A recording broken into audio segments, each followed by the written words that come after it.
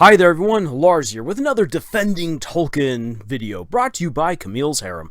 Not just a podcast for novice writers by novice writers, but also a YouTube channel by novice writers for novice writers, because writing is an adventure, it's more fun with friends.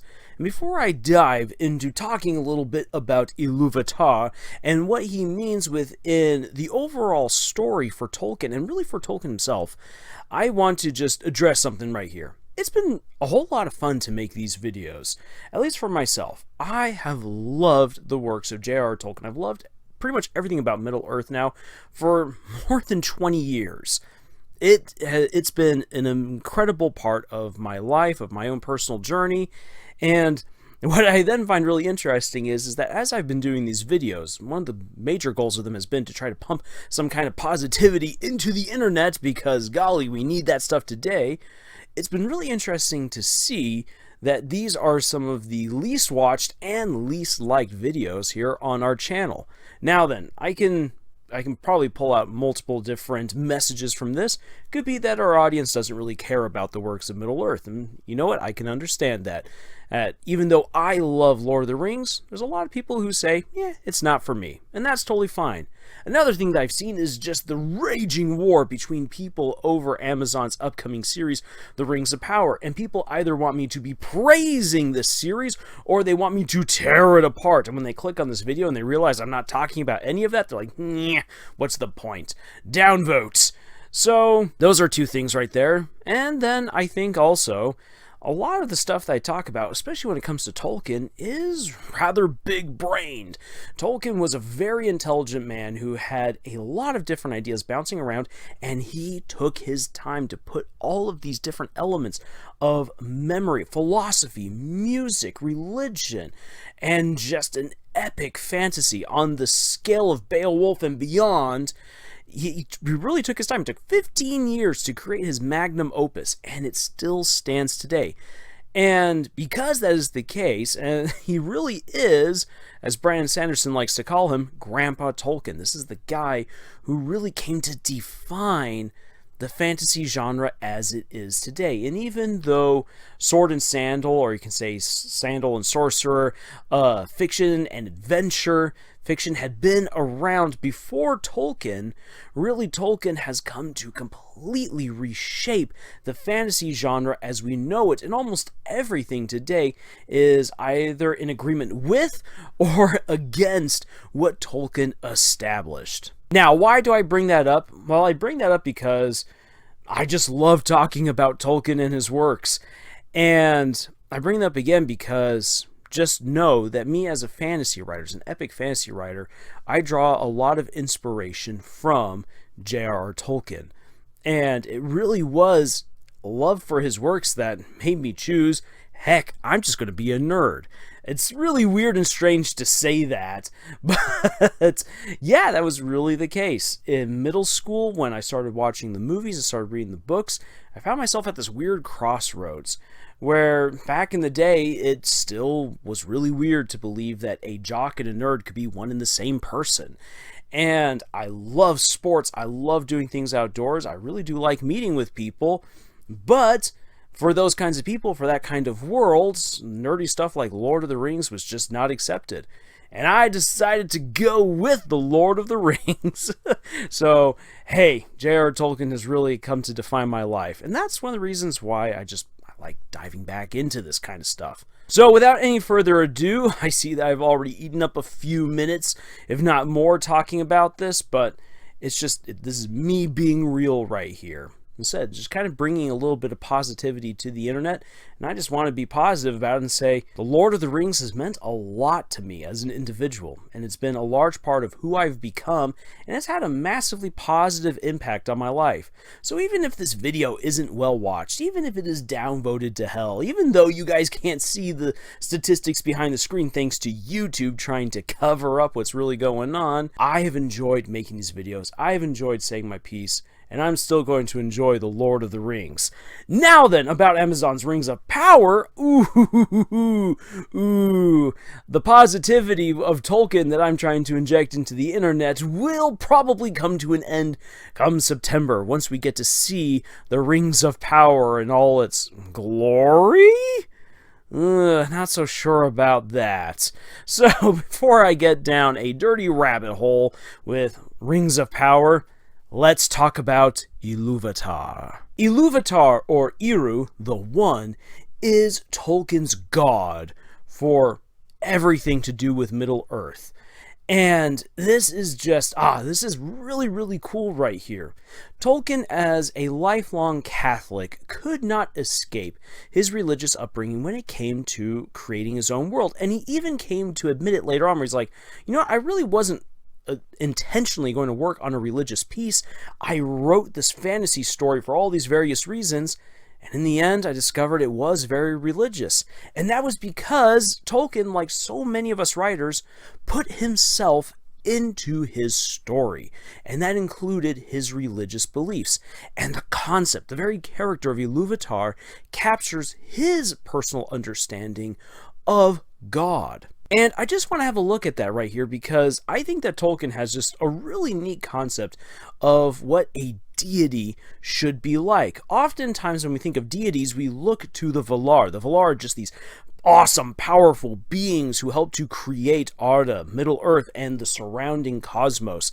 And they are beings of incredible power. When you read the Silmarillion, when you read their escapades, it's like reading something right out of Greek mythology or Scandinavian mythology with Thor and Odin. It's so big, it's so grandiose, and also it's so human. The Valar have certain human traits and elements to them that we understand, and the Valar are not perfect.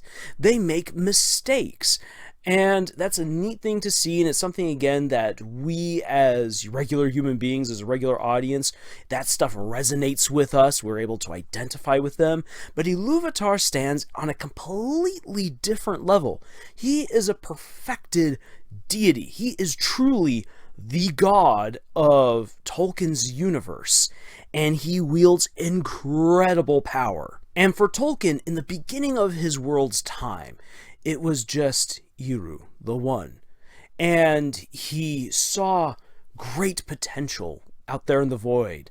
And so he created his children, the Valar and the Maiar, and he assigned to them tasks, and they, through music, created this beautiful orchestra, this symphony, this chorus, until his son Melkor, later to become Morgoth, began to corrupt the music. And each time he did that, Iluvatar would stop the music because it was not perfect. And he would reorganize things and begin the music again. And through this ebb and flow of perfection and imperfection, will began to take shape, and creation began to bloom forth. And Melkor sought for the flame imperishable, the power of Iluvatar, the power of creation. But Iluvatar kept that power to himself, for he knew the hearts and minds of all of his children. And though he knew that some were good and some were bad, he was willing to let them prove themselves. And so he put the flame imperishable into the void. Their will and their magic coalesced to form matter, to form everything. And so the Valar were sent on down, and they began to form Middle-earth according to the vision that had been created by the songs that they sang and the music that they created. And already right here, what we begin to see is Tolkien's understanding of just deity and beauty, where God is this all-powerful, all-knowing, all-perfect being who has imperfect children and loves them all the same. I mean, he doesn't just annihilate Melkor because he sees the darkness within his son, but he's like, son, I see that you are being a bad boy, and you know what? I'm going to give you a chance. I'm going to give you a chance. I'm not going to give you the power that you crave. Instead, I'm going to give you something that is actually infinitely better, which is an opportunity to prove yourself and to use your skills, if you should so choose, for good. But of course, Melkor doesn't use them for good. He will eventually become the devil of Tolkien's universe, and that, once again, that goes to show kind of Tolkien's understanding of Christianity and how its primordial events unfolded. Now then, once the Valar come and step onto Middle-earth and they begin organizing everything, and we get all of the different ages, before the elves and humans and dwarves even show up, Iluvatar just kind of takes a back seat. He's like, okay, you know what? I've I've set into motion everything, and now I'm just going to let you guys do what you want. And it would almost kind of seem as though Iluvatar is just checking out. He's popping back in his lazy boy recliner and he's flipping through the channels. But that's not really the case. Iluvatar, throughout the entirety of the history of Middle-earth, is paying very close attention to what's going on. And he is influencing the tides of fate and of various powers. There's all these different kinds of creations and things that happen that not even the Valar can really account for. Things, for instance, such as the Hobbits. The Hobbits just kind of appear, and everyone's like, ooh, who are these halflings? No one really takes any note of them, but all creation is Iluvatar's. All life is his. And he's like, yeah, I know exactly what I made right there. Those little guys, those little hobbits, the salt of the earth, they are going to save everyone one day. But that's going to be three ages down the road. Or at least when they show up within recorded history, that's going to be 500 years down the road. So just you guys wait. But there's a couple of other moments right here for Iluvatar that really come through sharp and clear. One is when Aule, who is worried that the elves will never come, that they will never have the chance to share, that the Valar will never have their chance to share their knowledge and their gifts with the children of Iluvatar. And he then he crafts the dwarves. And Iluvatar shows up and he's like, hey, all life is mine, and you just gave life to these. That's not okay. Remember, my first children are the elves. You're going to destroy these. And Aule, being the obedient son, though weeping, takes his hammer and goes to strike the dwarves and destroy them. But Iluvatar stays his hand as he sees the dwarves react in fear, and he says, indeed, you have created life. And you now know what it's like to have done something like that. And life is very precious. Don't just wantonly make it and destroy it. Don't be selfish with these kinds of powers. Don't be like Melkor, who creates for the purpose of destruction. But don't just create for your hobbies either, Aule. Instead, the dwarves are going to play now a critical role in my plan. So I will take them as my adopted children, but they shall not awake until the elves have first come to claim Arda. And so everything comes to pass. Iluvatar buries the dwarves and decrees that they shall only awake once the elves have taken charge over Middle-earth. Again, this is a really neat religious moment from Tolkien, who, as a Christian, as a Catholic Christian, would have these beliefs in different kinds of beings, of angels, archangels, various variations, a myriad of variations of humans and mixtures and all this kind of stuff. There is a lot to Christian mythology, and he represents that with all of these different characters. And yet amongst all of this, once again, Tolkien's understanding of God as being an all-loving being takes to heart the creations of Aule and says, you know what? I'm not going to destroy the dwarves. I'm going to make them a part of my plan. I'm going to let this life flourish. And it's going to bring about something good. And just like how I've given my first children a chance to choose with what they're going to do with the powers and the gifts that I've given to them, I'm going to do the same with the elves, the men, and now the dwarves. And this just goes to show great mercy, great love, great charity on the part of Iluvatar, which is again a representation of how Tolkien saw his Christian God. Now, a moment for Iluvatar that is just absolutely awesome and terrifying is at the end of the Second Age, when the Númenóreans under Ar-Pharazôn are going to go and invade the Undying Lands. They're going to basically invade heaven. And at this point, the Valar have had so many ages of fighting against evil, and they've grown weary of it. And they've come to realize that, you know what? Maybe they are not the best stewards of all creation. They are not perfect like Iluvatar. And they're not sure of what they should do in this moment because they loved the Númenóreans. How can they fight against these people whom they've loved and whom they've blessed for so long, who have now turned traitor against them? Have they not already gone through this pain with Melkor turned Morgoth? And Manwe goes to Iluvatar and says, look, we've had enough. We're going to hand over our dominion of all creation back to you, Iluvatar, because you know best. And Iluvatar is like, then I will do as what must be done. and Iluvatar steps on in. And each time that Iluvatar decides to step into any sort of role, he does it immediately. It is to the point. It makes a lot of sense. It's perfect. Because he's God. He comes on in and he's all like, okay, Ar-Pharazôn and your armies, blop, you guys are now buried for all eternity until the last day in the last battle of doom. And you're just going to sleep there. It kind of sucks. You're in hell, essentially. And as for all of your fleets, yeah, they're now destroyed. Numenor, which has become so filthy and so rotten, well, the righteous individuals of Numenor have left upon their ships, and I will sink Numenor to the bottoms of the sea. And I will tear from Sauron his beautiful form, and force him to live as a spirit who can only now craft disgusting forms with the help of the One Ring. And to ensure that this never happens again, I'm going to make the earth round. And so the earth becomes a sphere. And Iluvatar does this all within a moment. And this is the true power of a god. Not even the Valar and all their great strength could do something like this so quickly and so exactly. And again, this represents Tolkien's understanding of God, that in his perfect loving ways, he's also perfectly just and he is perfectly capable. And once you let God decide to do what he wills in your life, he's going to do things.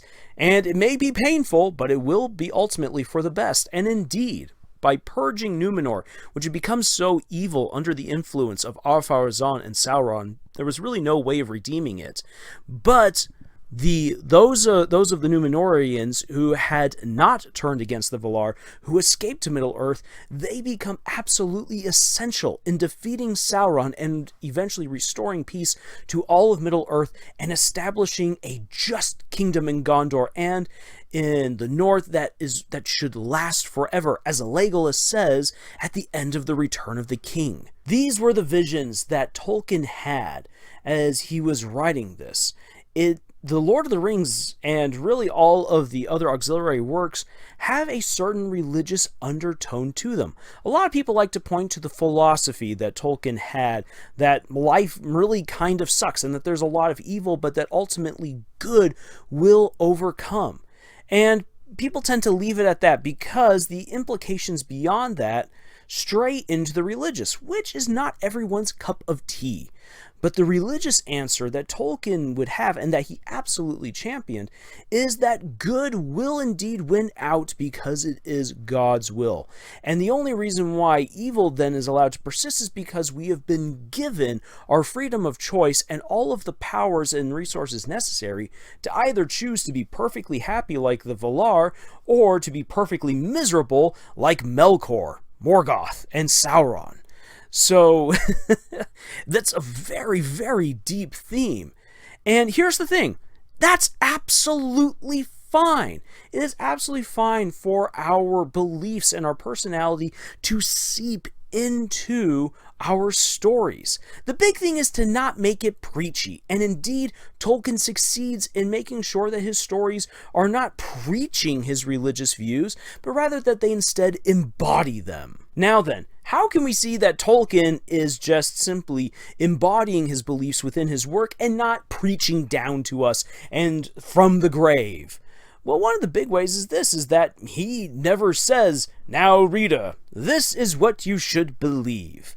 This is very different, for instance, from something like 1984. Now, 1984 definitely has a lot of messages that it's trying to get to you, and 1984 all but turns and winks at the audience and is like, these are the horrifying messages of power and of governments that you need to understand. Tolkien, on the other hand, is like, I'm just going to tell an awesome story of the salt of the earth, the halflings, the hobbits, Frodo and his friends going on this epic quest to defeat evil. And here's all the history that comes along with it. And yet at the heart of all of this right here is again his belief that good will triumph against evil, even though evil seems insurmountable. When you actually read within the Lord of the Rings, and even within the Silmarillion, it just feels like Morgoth and Sauron are destined to win in the end. And yet, it is always through the actions of a few good people who seem to be blessed in just amazing ways, miraculous ways even, who then defeat the great evil. and that then peace and goodness usher in a new age. And that is what Tolkien believed, and that's what Tolkien hoped for. But Tolkien's not like, okay, everyone, now then, if you believe in God, you'll be given these great powers, and you'll be able to triumph over evil and usher in a new age of peace. This isn't like your typical Christian fantasy, where it's like, and now through the power of God and friendship, I will be able to do whatever I need to do to beat the devil and his minions. You never get any of that. And in fact, there's almost no reference at all to any sort of deity within the Lord of the Rings. There's definitely references to the Valar in various places, and Gandalf makes a very veiled reference to the powers of Iluvatar, but beyond that, it's just simply the actions of these people proving themselves to be good. And that is something that anyone can believe in. That's something that anyone can identify with, no matter what they believe or don't believe.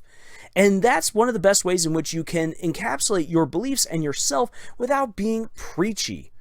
Once you realize, holy dang, that's one of my ideas, that's one of my personal philosophies that I just put into my story. That's pretty awesome right there. Oh wait, am I coming off as preachy? Am I trying to persuade people against their will to believe the way that I do? Or see things the way I do? If you want to make sure that you're not coming off as preachy, well then take some time and refine what you have written, so that way it's something that can be enjoyed and applicable to everyone. And that's something that Tolkien actually said quite often himself, is that he wanted his stories to be accessible to everybody, no matter who they are. He had his own core beliefs. He said that The Lord of the Rings is religious in nature. But he did not preach to you that Catholicism is the only way. He did not say, through the power of God and friendship, things will happen. Instead, he told an epic of good men and women, mostly men, who come together in the bonds of fellowship, trusting in each other, trusting in themselves, trusting in the inherent good within them, and then doing their best against all odds. And then miracles happen. And that is, again, something that I think a lot of people can see within themselves and see within their own lives. And again, this is one of just the really neat messages. This is just, once again, why I love Tolkien so much, because he and I have very different beliefs, and yet what Tolkien wrote within his books just resounds in my heart, because it's something that I've seen time and time again in my own personal life. It's something that so many other people have seen. And again, it's totally fine for your own beliefs and personality to seep into your works. In fact, if your stories are devoid of your own thoughts and personality, then did you really love the story that you were writing? That's some food for thought right there. All right, I've kind of waxed a little bit pedantic right here about Tolkien and his works. And it's interesting that I've honestly focused on Iluvatar because, well, there's not a whole lot to say about him other than that he's the perfect reflection of the ideals and beliefs that Tolkien himself held. And they are quite stunning and beautiful and awe-inspiring when you take a moment and step back and you have a look at the bigger picture. That, to me, is just super, super cool.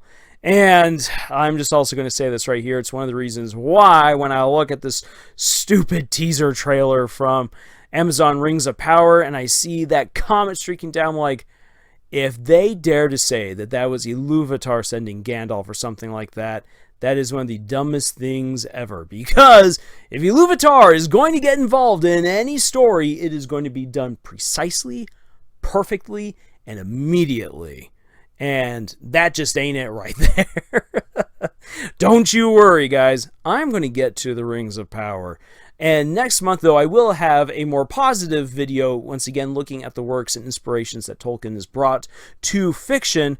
I will also begin outlining all of my worries concerning the Rings of Power series, because I am most definitely, as an ardent fan of Tolkien, I will be reviewing all those episodes, and we're going to have a look at what we can glean from them. And in the meantime, if you're looking for good writing, solid writing advice, please go check out our podcast, Camille's Harem, found on Podbean, iTunes, Google Play, Spotify, the works. We also have writing exercises for you guys over at our Pinterest page, and we would love for you to join our ever-growing community of authors over at our subreddit and at our Discord. Links for all of that and more are down in the description below. And until the next video, y'all, the road goes ever on, and choose.